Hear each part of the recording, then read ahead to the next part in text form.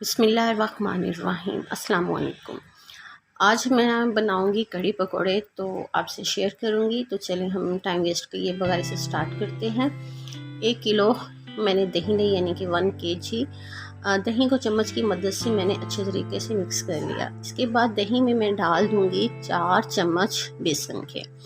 बेसन डाल के मैं फिर इसे चम्मच की मदद से मिक्स कर लूँगी, ताकि जो गुठलियाँ वगैरह हैं वो इसमें ना रहें। अगर आप चाहें तो जो ग्राइंडर होता है, जूसर वाला जग होता है, आप उसमें डाल के भी इसे ग्राइंड कर सकते हैं, यानी कि लस्सी बना लें और बेसन मिक्स हो जाए। इसके बाद कढ़ाई रखें गैस पर और इसके अंदर आप 4 से 5 चम्मच ऑयल या घी वगैरह ऐड कर दें, यानी कि इसमें डाल दें।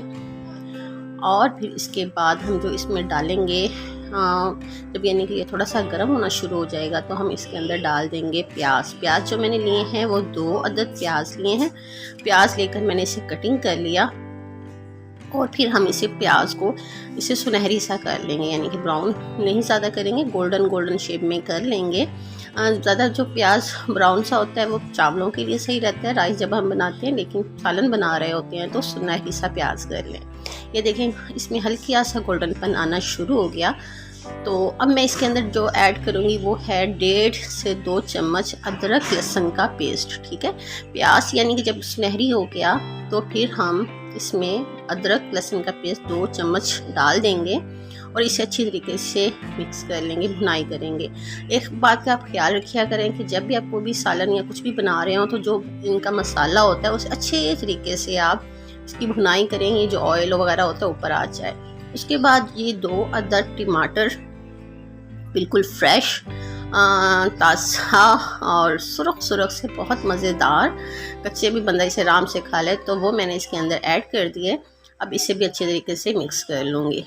एक चीज़ करके आप डालते जाएं, 7 चम्मच का जो है आपका चमचा, वो इसे हिलाते जाएं, ताकि इसकी अच्छी तरीके से भुनाई होती जाए। प्याज के अंदर भी मैंने पानी नहीं डाला, अदरक लहसुन डाला तब भी नहीं डाला, टमाटर डाले तो टमाटर थोड़ा सा पानी खुद ही छोड़ देते हैं। अब इसके अंदर मैं 1 चम्मच जो डालूंगी वो है जी नमक जो है आप अपने टेस्ट के मुताबिक, यानी अपने जायके के मुताबिक इसके अंदर डाल सकते हैं, कम या ज़्यादा कर सकते हैं। 1 चम्मच कुटी हुई सुरख मिर्चें बाज़ार से साबुत मिल जाती हैं, आप घर में ला के उसे कूट लें, यानी कि ब्लेंड कर लें। बाज़ार से लेना चाहें तो बाज़ार से ले लें, अगर अच्छी आपको क्वालिटी में मिलती हैं। उसके बाद सुरख मिर्चें पिसी हुई 1 चम्मच। ठीक है, ये भी आप नमक और सुरख मिर्चें ये कम या ज़्यादा अपने टेस्ट के मुताबिक करें, जायके के मुताबिक करें। उसके बाद 1 चम्मच हल्दी मैंने इसके अंदर डाल दी, क्योंकि हर कोई ज़्यादा खाता है, कोई कम खाता है मिर्ची और नमक। उसके बाद 1 चम्मच सूखा धनिया पिसा हुआ और 1/2 चम्मच गरम मसाला पिसा हुआ। गरम मसाला वो भी पिसा हुआ, वो भी आप ला के घर में पीस के रख लें। ये चीज़ें घर में अगर आप बना के रखें तो इसकी अपनी ही एक खुशबू होती है। जब आप मसाला भून रहे होते हैं तो इसकी बड़ी प्यारी सी स्मेल आनी शुरू होती है। ये देखें जी। उसके बाद थोड़ा सा मैंने पानी डाला। ये सारे मसाले डालने के बाद ये देखें घी ऊपर आना शुरू हो गया। इसकी ये पहचान होती है, जब आपका मसाला तैयार हो रहा होता है, जो भुनाई करने के बाद जो घी अगर ऊपर आ जाए तो समझे जी आपका जो है भुनाई परफेक्ट हो गई है।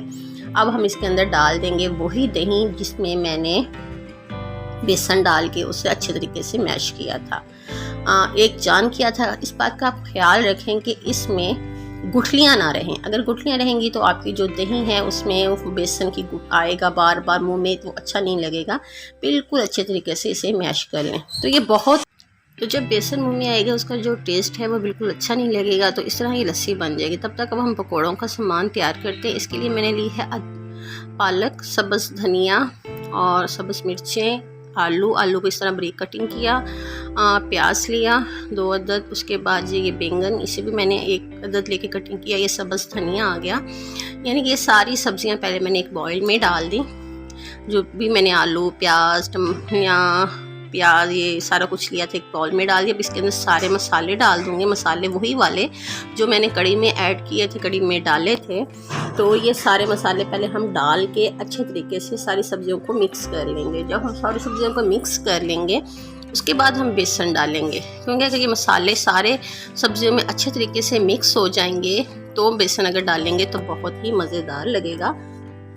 नहीं तो ये एक जान नहीं होगा। तो ये थोड़े थोड़े से टिप्स होते हैं छोटे छोटे से जो आपके खानों को बहुत जायकेदार बनाते हैं। अब ये जब मसाले मिक्स हो गए तो मैंने इसमें बेसन डाल दिया। बेसन को मैं अच्छी तरीके से इसमें डाल के मिक्स कर लूँगी, फिर इसके अंदर मैं पानी डाल दूँगी। तो ये पकौड़ों का जो सामान होगा वो तैयार हो जाएगा। ये देखें ये तैयार हो गया। जो कड़ी है वो ये नहीं कि आपकी 10 या 15 मिनट में बन जाएगी। ये तकरीबन कड़ी बनाने में आपको 1 से 1.5 घंटा लगेगा, क्योंकि कड़ी इस तरह आप एक हल्की आंच में रख दें और जो चम्मच है बराबर हिलाते रहें। अगर आप चम्मच बराबर हिलाते रहेंगे तो जो उसमें गुठलियाँ हो गई या बेसन होगा वो कुछ नहीं रहेगा। तो बहुत मज़ेदार बनी थी जब मैंने बनाई, तो मुझे ये लगा कि मैं आपको भी इसमें शेयर करूँगी इस तरह बनाई कड़ी। तो बहुत मज़ेदार बनती है। उसके बाद मैंने डाल 2 सब्ज़ मिर्चें। कड़ी के साथ अगर आप वाइट कलर के चावल बॉईल कर लें तो और भी मज़ेदार बन जाती है। और ये तड़के के लिए मैंने ली सुरख मिर्चें और ज़ीरा। घी गरम करके ये सब सुरख मिर्चें और ज़ीरा डाल के तड़के के लिए हम कड़ी के लिए बना लेंगे। अब उसके बाद हम बनाते हैं पकोड़े। तो पकोड़े में जी एक एक चम्मच मैं डालती जाऊंगी। पकोड़े बनाने के लिए ये ख्याल रखें कि जो ऑयल होता है उसे फुल गर्म कर लें, यानी कि फुल टेम्परेचर पे फुल कर लें उसका। और जब आप पकोड़े निकालने लगें, यानी कि जब बन गए, तो आप उसका जो है गैस वो कम कर दें। तो इस तरह के पकोड़े जो हैं वो कच्चे भी नहीं बनेंगे, अंदर से कच्चे नहीं रहेंगे और बहुत क्रिप्सी और टेस्टी बन जाएंगे। अब हम ये जो पकोड़े हैं वो कड़ी में डाल देते हैं। ये देखिए कुछ पकोड़े जी मेरे घर वालों ने खाने के लिए सेपरेट कर लिए हैं, काफ़ी सारे मैंने बनाए। उसके बाद ये कड़ी में डाल दिए पकोड़े। अब इसके ऊपर हम लगा देंगे तड़का, तो बहुत मज़ेदार। तो मुझे उम्मीद आपको पसंद आएगी। मुझे अपनी दुआओं में याद रखिएगा। अल्लाह हाफिज़।